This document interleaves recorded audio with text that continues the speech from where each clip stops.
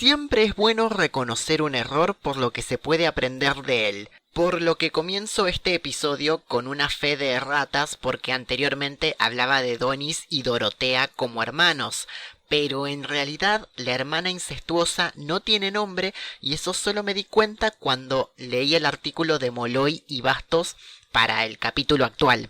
Esta salvedad ya está incluida en las descripciones de los videos anteriores, así que comencemos. La lectura mitológica de Pedro Páramo ha sido uno de los acercamientos más fructíferos para analizar los elementos que componen la novela.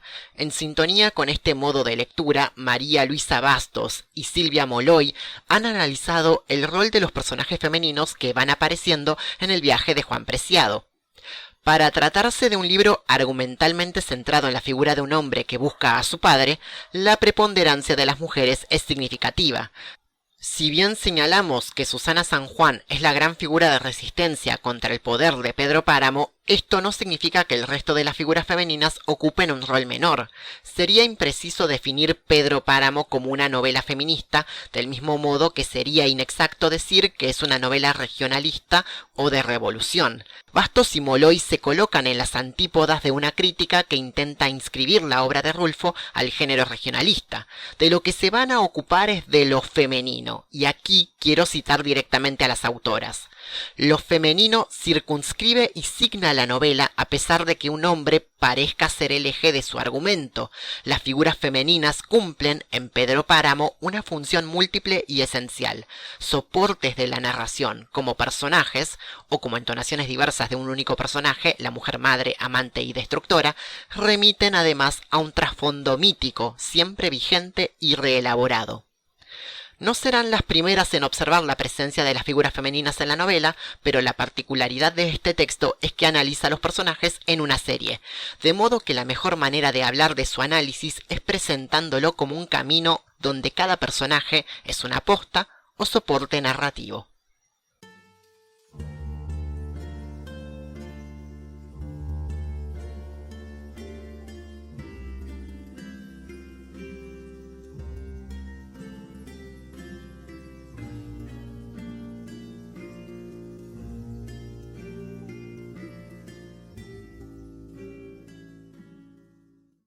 Aunque es un varón el que inicia la búsqueda del padre, lo hace bajo la promesa realizada a su madre. Aunque después el propio Juan Preciado indica que no pensaba cumplir su promesa, su itinerario está marcado por la primera voz de mujer que aparece, de manera indirecta y entrecomillada, en la novela, la voz de Dolores Preciado. Aunque el protagonista reniega de esta búsqueda, al llegar a Comala se aferra más a la imagen de su madre en un sentido físico y literal. El retrato de mi madre guardado en la bolsa de la camisa calentándome el corazón, como si ella también sudara. Era un retrato viejo, carcomido en los bordes, pero fue el único que conocí de ella. La imagen de la madre no solo responde a motivos afectivos, sino también documentales. Una vez que llegue a Comala, Juan Preciado debe demostrar que es efectivamente hijo de Pedro Páramo con la fotografía de Dolores. A pesar de haber venido con un objetivo, Juan Preciado advierte que en realidad no ha hecho más que venir en lugar de su madre, traído por una promesa que no quiere cumplir, lleno de recuerdos que no son suyos. El vínculo materno empieza a quebrarse.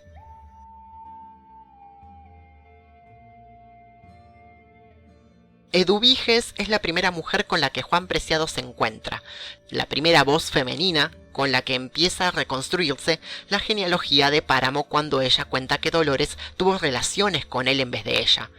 Eduviges es una figura ambigua que se describe de la siguiente manera. Su cara se transparentaba como si no tuviera sangre y sus manos estaban marchitas y apretadas de arrugas. No se le veían los ojos. Llevaba un vestido blanco muy antiguo, recargado de holanes, y del cuello, enhilada en un cordón, le colgaba una María Santísima del Refugio con un letrero que decía «Refugio de pecadores». Martín Lienhardt asociaba la caracterización de Eduviges con las calaveras, pero Bastos y Molloy ven en este pasaje una figuración de la Virgen María, mixturada a su vez con rasgos básicos de diosas primitivas, precristianas y prepatriarcales. La maternidad reaparece en el personaje de Eduviges, que además sí tuvo un hijo que ningún hombre reconoció. Bastos y Molloy analizan la relación entre Eduviges Diada y Miguel Páramo, que en alguna medida termina siendo incestuosa en tanto Eduviges se asume madre posible de Juan Preciado, y a su vez el vínculo no es puramente sexual, sino que hay una afectividad que se pone en juego en el momento en que ella describe cómo supo la muerte de Miguel. Mientras que Lienhard rastreaba funciones arquetípicas arcaicas en los personajes de Pedro Páramo, el análisis de Bastos y Molloy tiene otros matices, porque para ellas los roles de estos personajes no son arquetipos inamovibles. La imaginación de Rulfo, precisamente por su índole mítica, prescinde de volcar contenidos nuevos en rígidos moldes previos. En cambio, desmiembra, degrada y superpone esquemas arquetípicos, actualizándolos en un contexto narrativo preciso y deliberadamente económico.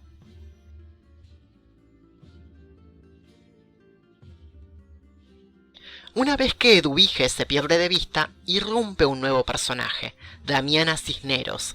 Ella detenta dos de los principales atributos maternos, nodriza y protectora de la casa. Tanto Damiana como Eduviges, a partir de una relación fallida con Pedro Páramo, han asumido funciones divergentes y complementarias para suplir una ausencia. Eduviges, que no se pudo entregar a Pedro, se prestará luego a todos, convirtiendo su casa en un refugio de pecadores. Damiana, que se negó a Pedro Páramo, llega a ser, y la novela lo dice textualmente, la caporala de todas las sirvientas de la media luna por haberse dado a respetar. Para Bastos y Molloy, este encuentro continúa con el proceso de ruptura del vínculo con lo materno. La peregrinación de Juan Preciado hasta ahora ha consistido en una serie de postas, donde la voz de las mujeres ha orientado su camino. Primero la promesa hecha a su madre, luego la estadía en el refugio de Eduviges, y después el encuentro con Damiana. Sin embargo, este momento que para Juan Preciado debería ser una instancia de clarificación para su viaje, es el que produce, en cambio, un viraje decisivo en el que ya no importa si la promesa se cumple o no.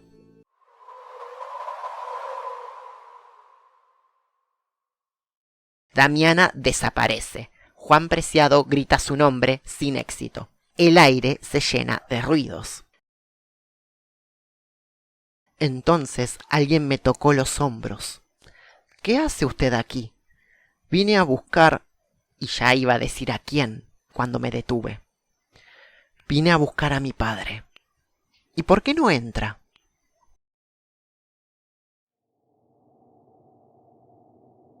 Para Lienhard, esta dupla de los hermanos incestuosos cumplía una función administrativa de gestión del reino de los muertos. Para Bastos y Molloy, constituyen contrafiguras edénicas que no logran el cometido de procrear para volver a habitar Comala. La incestuosa parece estar fuera de lugar en esta serie de mujeres, primero porque no está directamente vinculada con la genealogía de Pedro Páramo, y también es una figura que no estaba esperando o buscando a Juan Preciado, sino que su encuentro parece bastante casual. La hermana incestuosa es una figura altamente erotizada y hospitalaria, reuniendo, incluso de forma lateral, características de sus predecesoras. Otra cosa que sucede en este punto es que el juego de sustituciones, hasta ahora limitado a los personajes femeninos, se troca hacia lo masculino cuando Donis se marcha. El único encuentro sexual de Juan Preciado se da con esta figura sensual a la vez que degradada. Esto es algo que, pensando en el artículo de la Espada sobre la ambigüedad, podríamos matizar, porque lo que dice la narración es esto. El calor me hizo despertar al filo de la medianoche, y el sudor, el cuerpo de aquella mujer hecho de tierra, envuelto en costras de tierra, se desbarataba como si estuviera derritiéndose en un charco de lodo. Yo me sentía nadar entre el sudor que chorreaba de ella, y me faltó el aire que se necesita para respirar. Entonces me levanté. La mujer dormía. De su boca borbotaba un ruido de burbujas, muy parecido al del estertor. No dice expresamente que hubo relaciones sexuales, sino que se acostó con ella. Se podría sobreentender que hubo algo sexual. Y lo interesante de Pedro Páramo justamente, es que hay escenas en las que uno no puede decir con facilidad qué pasa y qué no pasa, e incluso si nos inclinamos por un sí o por un no, atenuamos la riqueza literaria constitutiva de esa ambigüedad. Lo importante es que la larga peregrinación del hijo sin padre está por terminar, pero no de la manera que él espera.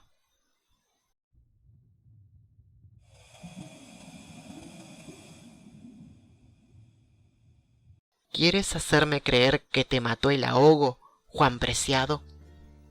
La última mujer de su vida es la primera mujer en su muerte.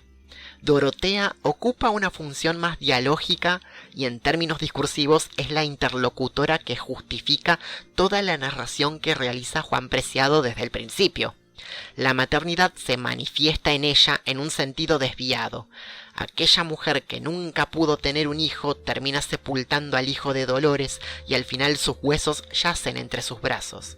Si queremos rizar más el rizo, podríamos decir que ellos terminan engendrando el relato de Pedro Páramo, cumpliendo lateralmente el designio que los hermanos incestuosos no pudieron realizar: reanimar Comala, volver a traer vida en medio de la muerte.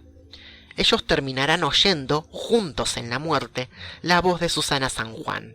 Y esta escucha termina siendo el momento bisagra en el que nos acercamos a uno de los muchos principios de Pedro Páramo.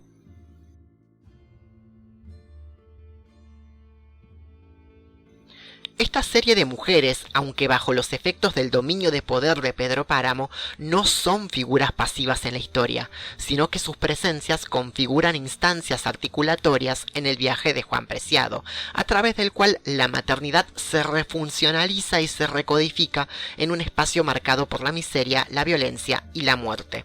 El análisis de Bastos y Molloy se articula con las lecturas mitológicas que la crítica literaria fue realizando sobre la novela, a la vez que añade una perspectiva singular sobre estas mujeres que, dentro de este entramado repleto de intrigas y disputas, acaban definiendo con sus voces un destino que ya estaba inscripto de antemano, en el mismo momento en que se produce la promesa de volver. Son las mujeres que sostienen a Pedro Páramo y por tanto Comala, pero mujeres que asumen también un papel de siempre las cuidadoras, las protectoras y también, a mi juicio, mujeres objeto, ¿no? Propiedad de esos hombres.